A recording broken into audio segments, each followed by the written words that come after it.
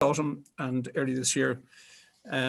Unfortunately, because of COVID and the pandemic, it wasn't possible to make our presentation to the membership, and will be scheduled for probably early next year at this stage. But some interesting issues were brought up by members, and it was a result of this that we started looking hard at improvement of our course and management of our course. With regard to improvements, this is already evidence from the creation of our practice green and a plan to redevelop our bunkers in the not too distant future. With regard to maintenance, this is critical to our most important and valued asset, our golf course. And it was rightly prioritised by our members when they came back to us from the surveys and from the focus groups. We have a highly skilled and valued team, maintenance team at Edmondstown, and the question was how to support them and assist them to continuously improve our quality and presentation of the course. It was in this context, therefore, that we asked Mark to look at the offering of Carr Golf. And after we'd learned of successful stories from other peer clubs like Foxrock, Forest Little, Skerries and Royal Curragh. After a long and thorough examination and significant due diligence, the board was persuaded that Carr can assist our course and management teams in delivering noticeable improvements for our members and our guests. And this is the reason we're here this evening, to allow Ed and Andrew explain from the horse's mouth, so to speak, what's on offer and what they'll be doing for us. So without further ado, I'll hand you over to Ed Pettit. Thank you. Thank you, Michael, and thank you, everybody. I will commence a short presentation and we can then, as Mark said, go through some questions and answers at the end. Andrew Jackson, who's here with me this evening, can also help answer any questions. Andrew is one of our regional superintendents, and Andrew will be responsible for looking after Edmondstown Golf Club as a client of Carr Golf. I myself run the maintenance division. I've been with Carr Golf since 2006. We set up the maintenance business and division of the company in 2010, and it has grown quite a bit really in the last 3 years in particular, and it has obviously evolved over that time. I will take you through some slides now as to how our model and our process will be applied as it relates to Edmondstown. But I'll first just give you some background, I guess, about Carr Golf and the maintenance arm in particular. We're part of the wider Carr Golf group, so that consists of a travel company, which is a inbound golf tour operator, very much focused on the trophy links assets and the US market. About 99% of clients would come from North America, Canada, and the US. There's a management arm, or Carr Golf Services, which looks at managing clubs on behalf of funds or families or private individuals. And that's really about running the entire commercial operation, but very much a proprietary driven scenario. And then the maintenance division, which is really working dedicated purely on the maintenance and looking after and helping clubs and supporting clubs in the management and oversight of the maintenance and presentation of the golf course. We're working with 18 clubs across Ireland at the moment, 72% of which are member owned and operated, with the addition of Edmondstown in January and one other planned for later in January. It'll be 20 golf courses, and 75% will then be wholly member owned and operated. And it's a particularly it works particularly well in that environment, where you have that sort of revolving door of committees and different committee members changing on and off. The continuity and consistency that is provided by our service works particularly well in that environment. And we have a long list of clubs who we have worked with over a long period of time, some going back as far as 2011. And, we would have worked with 4, 5, 6 different green chairmen in some cases in those clubs. We directly employ 36 staff. This is just the maintenance company within the group. 24 of those are turf managers and greenkeepers.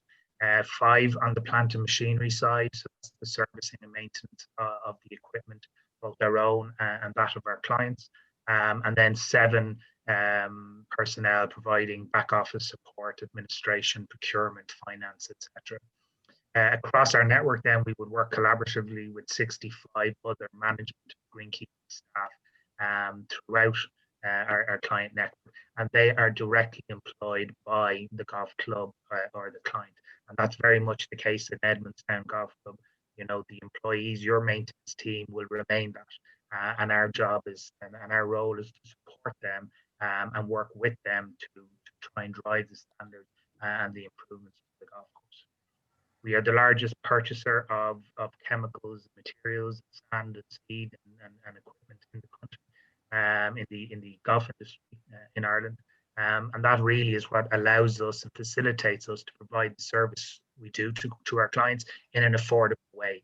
That scale allows us to do what we do and not make it too costly for our clients or cost prohibitive for our clients.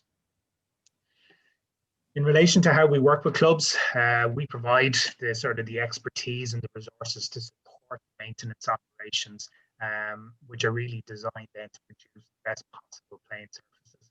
A good experience, a great experience for members, one that satisfies your expectations and ultimately allows our clients' businesses to grow. The golf course and the presentation of the golf course is the single most important factor in any golf business.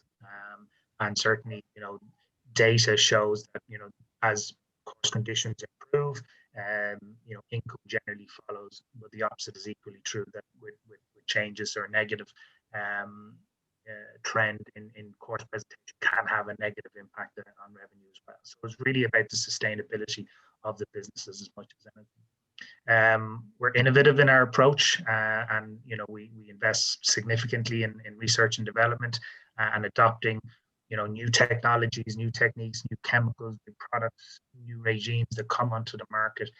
If it will allow us to improve the performance of the surfaces, and trials will suggest that we will adopt those in an attempt to continuously driving performance and driving improvement.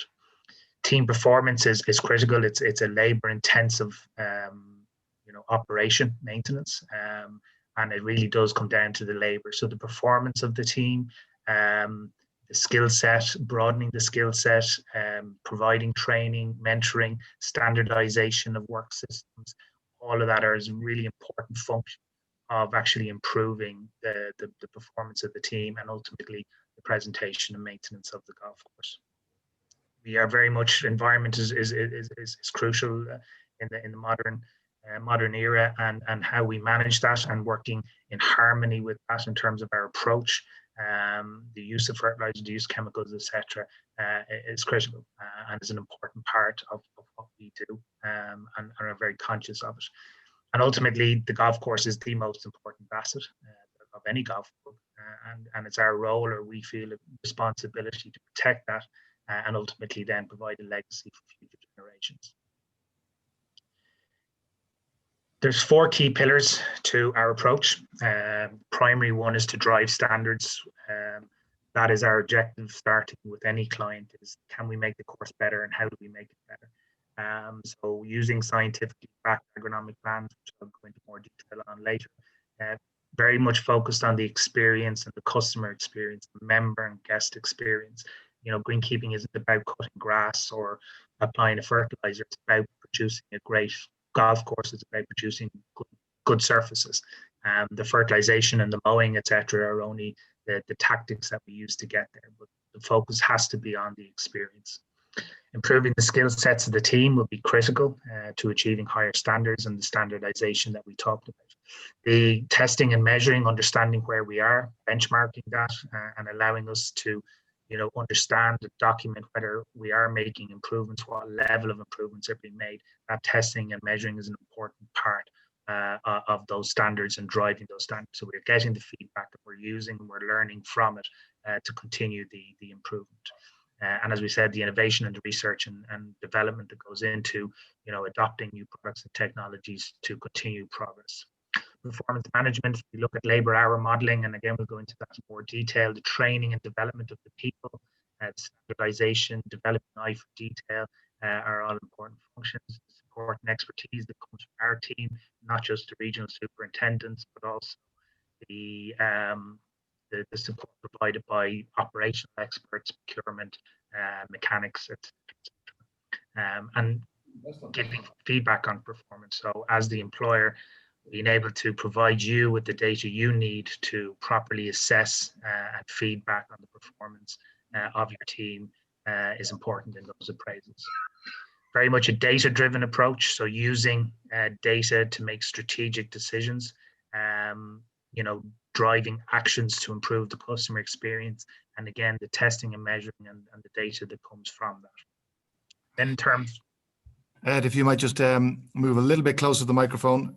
Okay. That'd be great, thanks. Okay. Financial control then, so cost efficiency, obviously making the improvements in the most cost efficient way, providing our clients with fixed price contracts and certainty over what maintenance will cost over a period of time, cost savings where possible and the delivery of those. And then obviously through our model in terms of, there's a lot of indirect savings in terms of time, around processing of invoices, payments, etc. to current suppliers. So they're the 4 key pillars of our approach. Some of our clients, we touched on the 18 golf clubs. As I said, the vast bulk of those are member-owned and member-operated clubs from around the country. In terms of our approach, our framework, everything begins with the agronomic plan. So that is designed to reflect where a golf course is, the type of budgets that are available, and designed to ultimately improve the playing surfaces and the presentation of the golf course. The agronomic plan will cover everything from mowing frequencies to the treatment schedules, so the very specific timing and amount or volume of materials to be applied through the treatments to all areas of the golf course. Once we've designed and developed a plan, we can then model out the labour requirement, and every task effectively on the plan is allocated a time and multiplied out by the frequency. And that then gives us the labour requirement each week and in each area. And then it's about allocating the resources to best meet that plan and that demand. The training and development of the people. So, we know what needs to be done. We know what time is required to do it. So now it's about making sure the standard to which it is done ensures that it'll be done well and done to a high standard. And so the training and development of the people to achieve that is important. And then the testing and measuring, making sure that we are making the progress that we hope and intend to make. If there are gaps, finding them and being able to close them or fix any problems that exist, and make sure that ultimately we are on track to both deliver the plan and do it with the resources that have been allocated or at least are forecasted and planned. In terms of the testing and measuring, as I said, we use data as much as possible to use decision making. On the left hand side, you'll see some of our devices, be it Clegg hammers for measuring firmness, moisture meters, speed, step meters, smoothness and trueness on the parimeter. We also then use soil sampling to understand organic matter levels. We don't hollow core for the sake of hollow coring. It's about understanding, well, what is the organic matter level? Is it within the target range? And if not, well, what level of remedial action is required? So using data and science to a degree to inform our decision making, inform our planning, and make sure that we are presenting the golf course with the least amount of disruption possible to the experience. We use both a mixture of objective and subjective measures. Some of the objective measures are, green speed, surface firmness, smoothness, trueness, area sizes, color, moisture content, etc. Some of the more subjective measures that form part of our key performance measures are then uniformity, density, consistency, etc. And these are completed. These tests are completed by our trained staff, Andrew, and his team of regional superintendents, and they are determining and using their knowledge and our models to ultimately provide a score and understand how the courses perform. In terms of, we visited the Edmondstown towards the end of September and would have completed some of these measures on the golf course. And at the time the score was 62%, 6 out of 10. And so that's what we see as the benchmark, what we've got to now deliver improvements on. And then that is driven by those measures that we talked about, some of the objective measures in terms of speed. Really, for that time of year, we're looking at a speed target of between 8.5 and 10.5 feet. And we can see that we tested the 2nd, 9th, 11th, and 14th greens in line with what the STRI had done in the past. And these were the speed scores. So we're all the time looking at what the target range is, what the actual scores are, what the average is, and how that compares to the benchmark against the other Carr Golf courses in the portfolio. Firmness, all greens were really at the bottom end of the firmness range. And so, that will inform decision making around top dressing programs, etc. Smoothness scores were good, all at the top end of the range. And smoothness is measuring the deviation of the ball up and down as it rolls across the putting surfaces using a parimeter. The trueness, again, scored reasonably well, not quite as strong as the smoothness scores, and the trueness, again, is the deviation left and right as the ball moves across the same the putting surface as well. Moisture content was on the high side. It had been raining the day that we visited, which would have obviously impacted the scores, but largely below 40%, but slightly above the target range. The NDVI, which is looking at plant health, measuring plant health, the scale would run from -1 to +1. Ideally, turf grass will be in the 0.7 to 0.8 range.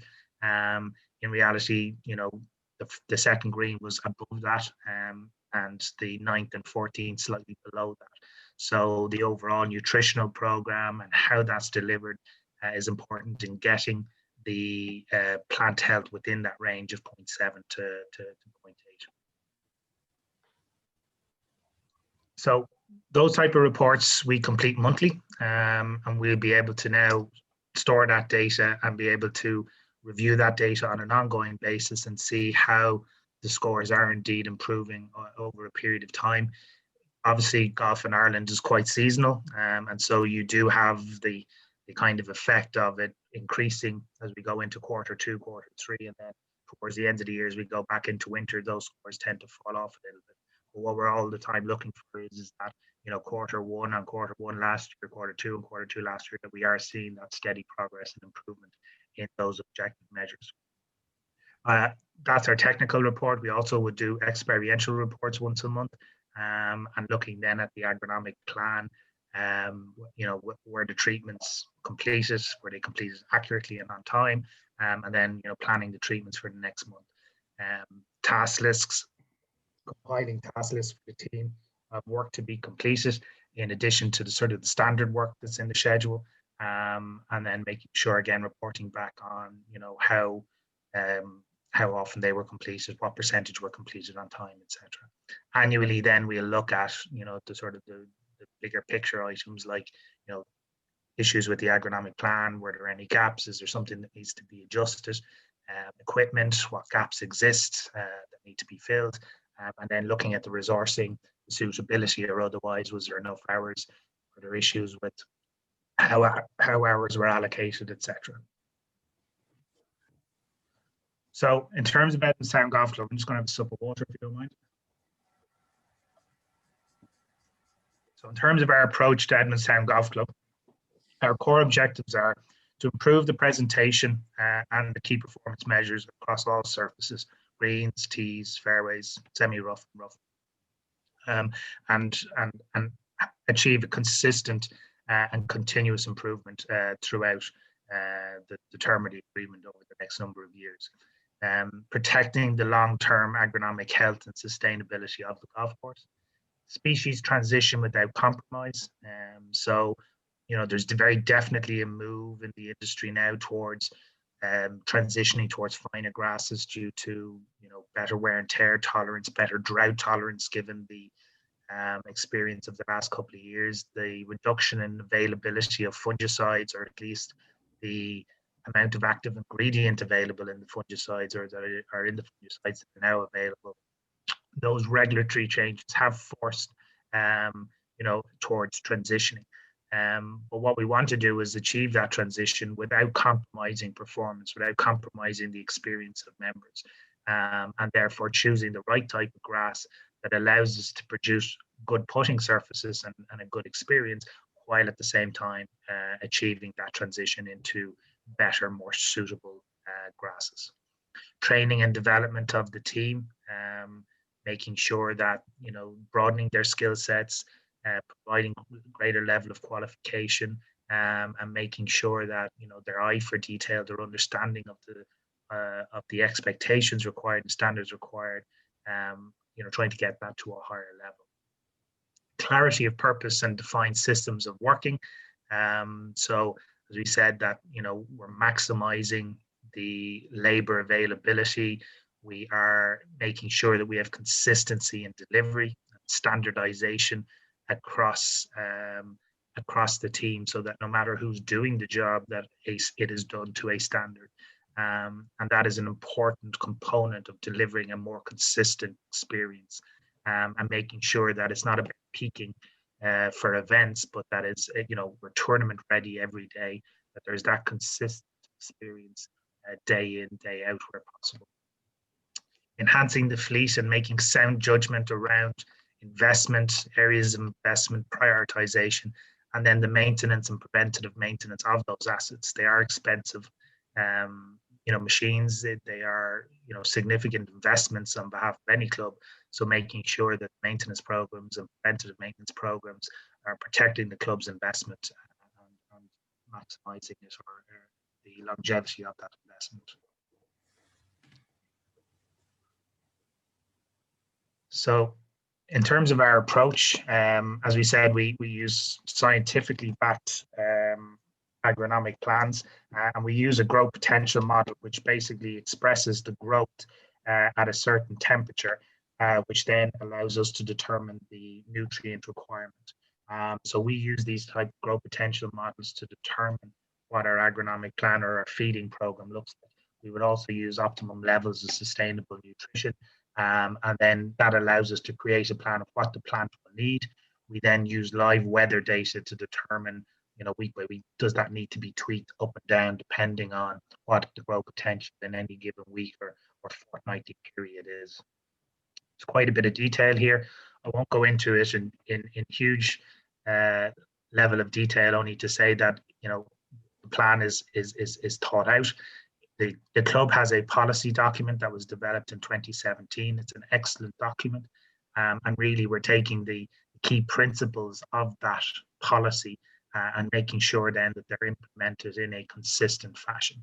And the agronomic plan definitely looks to achieve that. It doesn't stray hugely from what that policy document set out.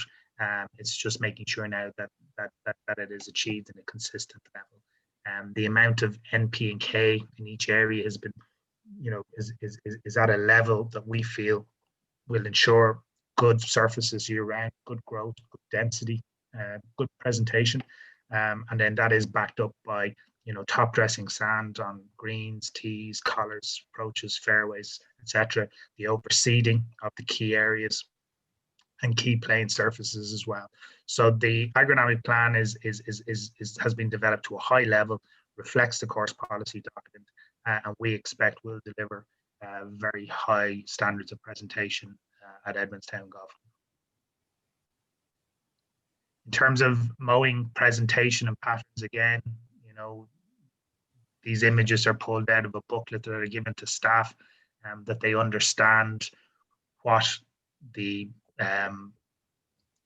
presentation requirements are. That communication in terms of direction of cut, is cleanup cuts to be included or not? If they are, what direction are they going in? So using these resources to improve communication, improve clarity for the team, so that they're delivered to a higher standard. We want to create better definition on the golf course, and we do that by using different heights of cut.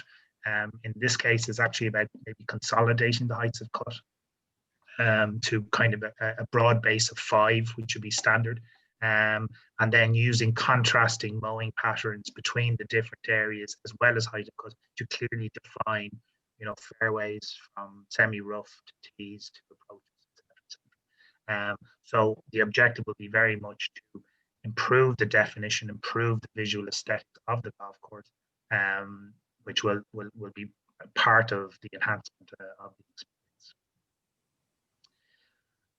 So in terms of the labour, we've obviously developed our plan, and that has, by putting it into our model, it is determined that to deliver that plan will require between 10,500 and 11,000 man hours. So in terms of the staffing situation currently at Edmondstown, there's currently 6 full-time staff, and that team with an additional seasonal member of staff for approximately 24-hour weeks will deliver just over 11,000 hours, which gives us a level of tolerance which is required and needs to be built in, a contingency that needs to be built in. So we understand what the labour requirement is each week and where those 11 or those 10,500 hours are being spent. And then obviously we can then, as we gather data, as the operation has been, as the plan has been implemented, we can compare where hours are actually going vis-a-vis these forecasts and understand, well, is there an issue? Is there a problem that needs to be fixed, tweaked? Why is the forecast out, or why is it under or over in any particular area? And that allows us to get better insight into the operation, how it's working, and addressing any issues that may exist. In terms of what we do, so we will assist in developing role descriptions, which is important. Role expectations as well of each different role, and the sort of the cultural and performance levels that are required. Provide leadership, mentoring, training of the team, utilizing our people, systems, and resources. Work on that culture, and we really do want to create an effective and high-performing team that will deliver the standards that I think we all want to achieve. Plan the work, and working the plan is a core component of what we do. So that we have our agronomic plan, which looks at everything in a year, and it's breaking that down into 52 weekly plans that allow to ensure that everybody knows how that plan is going to be delivered, and that we can then break it down into making sure that the allocation of resources is in line with what the plan requires. A new IT system embedded into the operation to track employee hours, where the time has been spent, the workflows, and the completion of treatments, etc. on the golf course.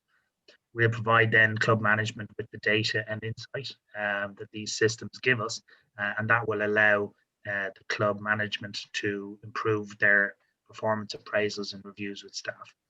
And then ultimately we provide with required people. We provide all of the chemicals and materials and inputs and sand and seed, etc., that are required to deliver the plan. And that will include then new course accessories, flags, pins, etc. each year. And then all the diesel and petrol, etc. required as well.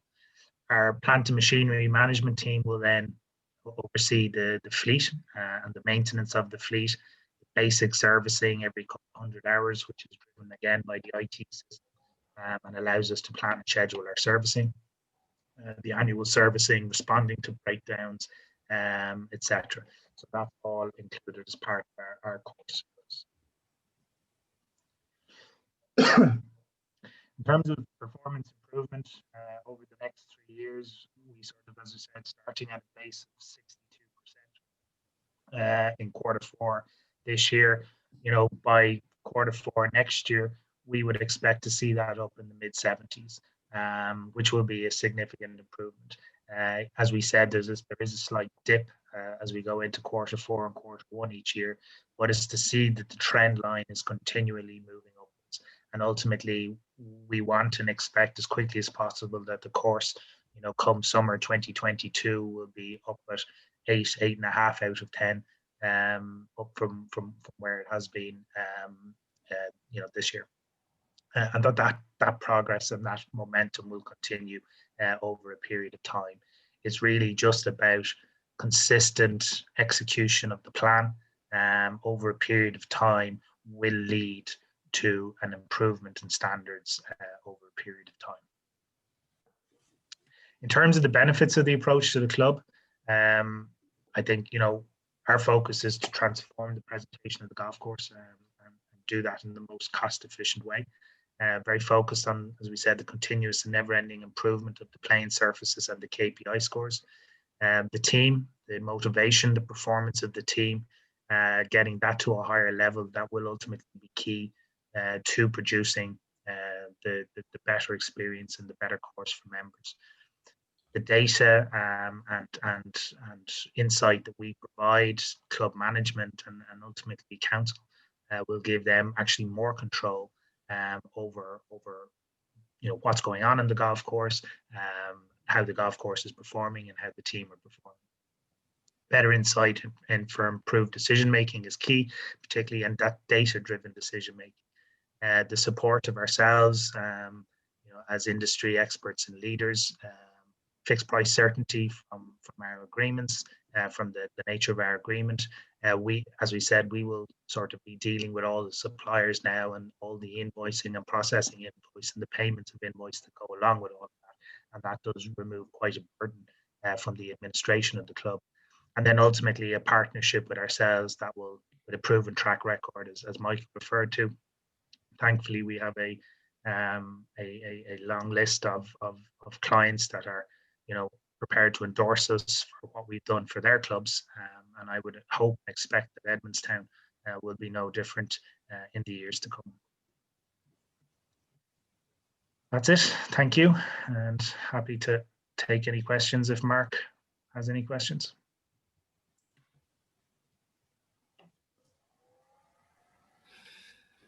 Thank you, Ed. Thanks very much. Good presentation. So if anybody has any questions now, if you want to type them into the Q&A box, I do have a couple here. We've one from Nuala Swain, Ed. What kind of improvements to the course can we look forward to seeing with Carr Golf, and in what sort of time frame? Sure. Well, I guess, as I said, I think for us, the definition of the golf course is something we'd like to see improve straight away. I think some of the course furniture and accessories and presentation around the entrance and the experience driving in is something. But I would say our focus will be on the definition of the golf course and the playing surfaces in the short term. In truth, the fairways and the feeding of fairways is probably behind where it needs to be, or certainly this year from what we saw. Some of that is driven by machinery and availability of machinery. So that would be a big focus. And ultimately, we will target as much low-hanging fruit as we can in the first quarter, but we will be somewhat restrained by growth. And so once growth comes, whenever that is, be that sort of April, maybe sometimes even into May, but hopefully sort of late March, early April, that's really when we will begin to expedite the transformation in the playing surfaces as we come into that growing season. That will allow us to do more in terms of reshaping fairways, reshaping approaches and those elements, and then giving them the nutritional requirements that they need to really drive on. Thank you. I have a question here from Tony Byrne. Can you give examples of your usage of data modeling, please? Well, I'm not sure quite what that means. What do you think in terms of how we use data? Yeah, I would think so. Maybe around, how you use the KPIs, for example, I would think. Yeah, but look, I guess in terms of our modelling, I guess it starts with the labour. We've forecasted out what the labour requirement would be for the plan. Obviously, as the information is put in live into the system each day as to where that labour has been spent, that is allowing us to sort of track, you know, where the labour is going, how effective that labour is being, and whether it's in line with the plan or otherwise. The testing and measuring and scoring that data has been logged. So we're able to provide the clients with, you know, the trend lines in terms of speed of greens over a year on year, you know, 3 years against Carr Golf benchmarks, against targets, etc., etc. In terms of the hours, we can, you know, our systems will be able to tell us, you know, the route of mowing.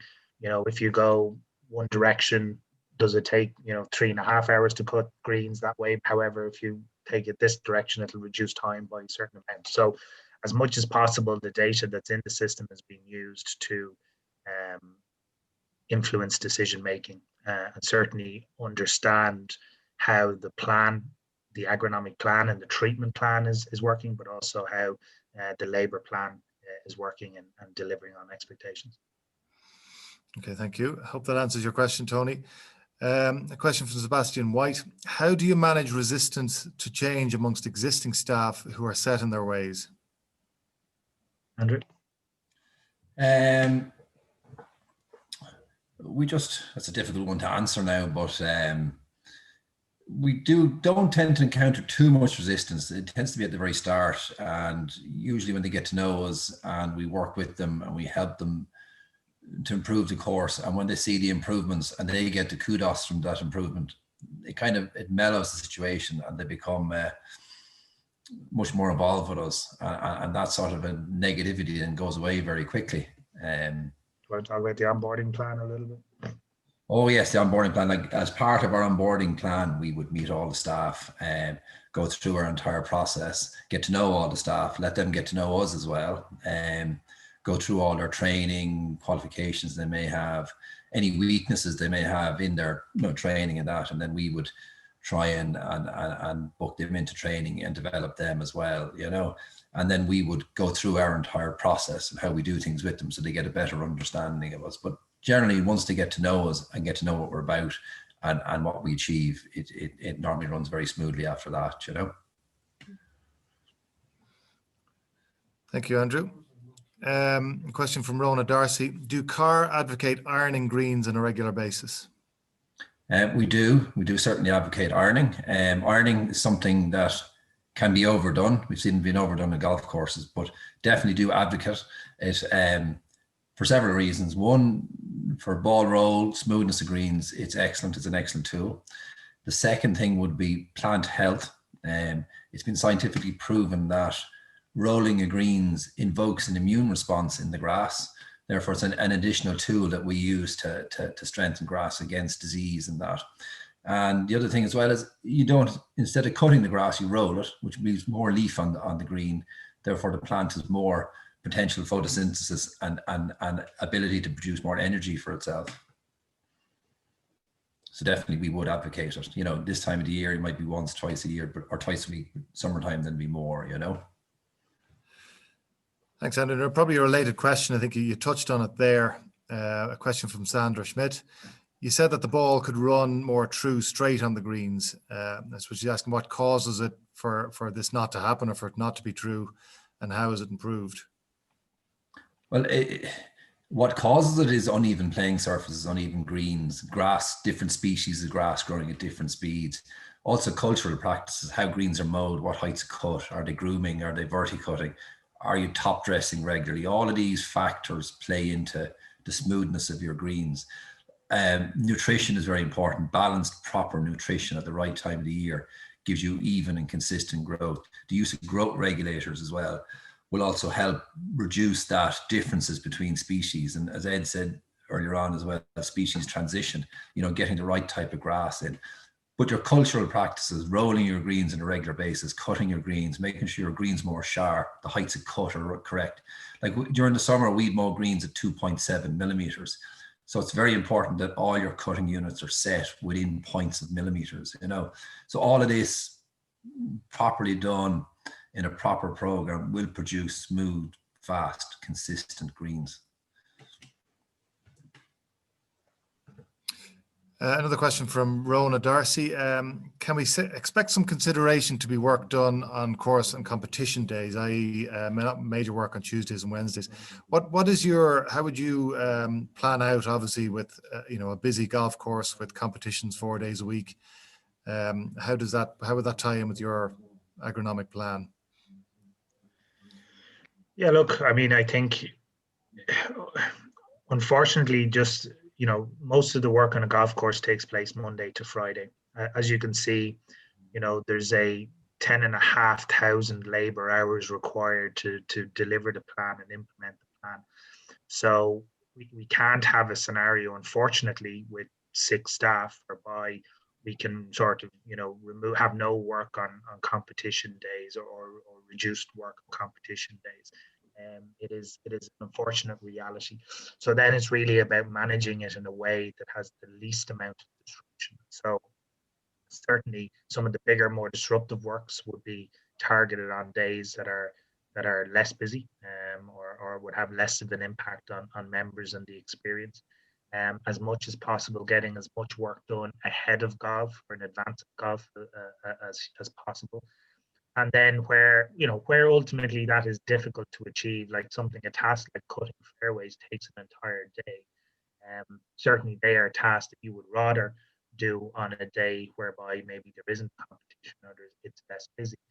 But where you do have a situation where golf catches you, that you do it in such a way that golfers should only really ever encounter you once on the golf course.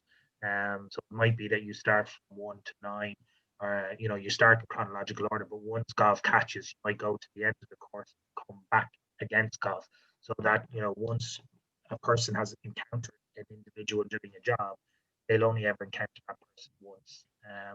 So that kind of managing it is about as good as we can do, same as most courses, with the resources available to get the job done. Like greens will be cut 6-7 days, or ironed 6 or 7 days per week. Tees will need to be cut 3 times a week. Fairways will need to be cut 3 times a week. So all we can do is schedule it as best we can to provide as little disruption as we can. But it's not going to be possible to achieve the standards and implement the plan without having some impact on some days on some people. Kind of follow up, but you would, let's say, for the likes of maybe tining and aeration, that type of thing, would you try to avoid main days, competition days, if at all possible? Yeah, absolutely. Well, typically our approach there is that we'll sit down with a club, and we'll say, right, this is what we need to achieve next year. And so if it's hollow coring or a major tining project, we will agree dates well in advance with club management. And that can be flagged to members well in advance, and the calendar almost built around that, for the want of a better word. So yeah, we absolutely plan that in advance, and it's communicated in advance, and everybody's clear as to the requirements. As it turns out, based on the soil sample results that we have for Edmondstown, we would not see any major disruptive practices in 2021, for instance. There will be obviously some overseeding, but the way that's done is not very disruptive, and there certainly won't be any great need for hollow coring next year. So there'll be regular top dressing. We also use an Air2 G2 machine, which is deep tine needle aeration, which really has no disruption on play at all. So there won't be too many in the way of disruptive practices, but where they are, they will be allocated to days and communicated well in advance to membership.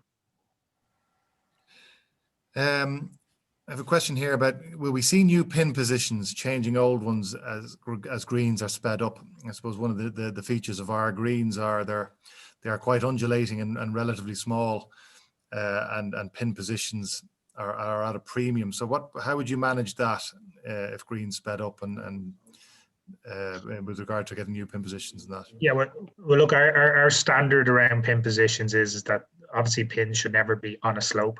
They should be at least 3 meters from the edge of a green, and they should be at least 1 meter away from the top or bottom of the slope. So that's the standard, and that may mean that pin positions are limited and not hugely different to what currently exists. But in terms of having faster, smoother, truer greens, the the effect of that, given the standard of where pins should be located, it shouldn't have a sort of a compromise on the experience that it means greens become unputtable or anything like that. We did see a little bit of evidence of what we call green creep, and where maybe they've crept in over a period of time.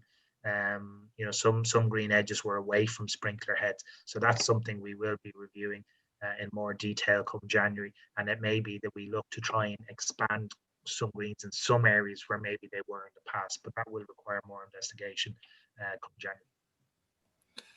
January. That question was by Mark Murray. So the next question again by Rona was, Rona Darcy was, will we get better definition of greens and edges? And I think you just answered that. Yeah. A question here from Aisling O'Hara. Will the bunkers be reviewed with regard to the standard and quantity of sand in each bunker? Now this actually comes down to probably the course committee and the club. We do have, as part of the course development plan, a bunker program that we had intended to start actually this year, but then with COVID hitting, it was delayed. So you will have seen, anybody who has played the bunkers, the practice bunker that we installed, the new style of it, of the bunker with the revetting. And if you've played the front nine now since you came back, you will have seen that the bunkers that we've created on the sixth are in the same style. So there is a plan over the next couple of years. Hopefully we'll get back on track next year to do a complete redevelopment of our bunkers in that. So I don't think that's really one for Carr, but you feel that the sand, I know you mentioned the type of sand that we use is a good quality of sand in the bunker. Yeah, Breslin sand, it's probably the best playability of all the bunker sands, and it's whiter, so it creates greater definition. We would be intending to provide 30 tons of bunker sand per year for topping up to make sure, and then within the plan there's a monthly review of sand depths and reallocation of sand around the bunkers. So that maintenance work is important to make sure that consistency, depth consistency is there. And as I said, that regular topping up once a year through the winter, typically it's part of the winter program that 30 tons would be allocated across the bunkers on the continent. I have another question here. It's again not really, I don't think, one for you. It's what time does work start in the greens that are near to houses or close to the courses by Orna Daly? That really depends on the time of the year. Obviously, we're far earlier in the summer than we would be in the winter. Now, we have already undertaken a program of starting to move equipment to electric vehicles where we can, and we have an electric greens mower for this very purpose, so that we can cut greens early, particularly at the weekends in the morning, without the requirement for noisy equipment. Do you have anything to add to that, Ed? No. A question here from Jim Murray. Will the program of work being proposed by Carr Golf affect the difficulty of the golf course?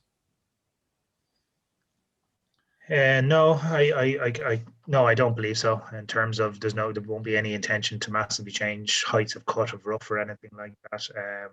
So no, we won't be narrowing up fairways or any of that kind of stuff. No, I can't imagine it'll increase the difficulty. I think that there's no more questions forthcoming. So I'd just like to extend my thanks to you, Ed and Andrew, for coming on tonight and outlining the process which you'll be undertaking, and we'll be starting you within the first week of the new year. So we really look forward to seeing some quick changes and developments in that area, and we wish you all the best and every success. Thank you, and look forward to working with you. Thank you very much. Everyone. Look forward to seeing you now in the new year. Thank you. Great. Thank you. So we'll put a copy of this webinar on the website for you to view again, and for those people who didn't see it. So thanks very much for attending, and see you again on the golf course soon. Thank you. Bye-bye. Bye-bye. Thank you. Bye.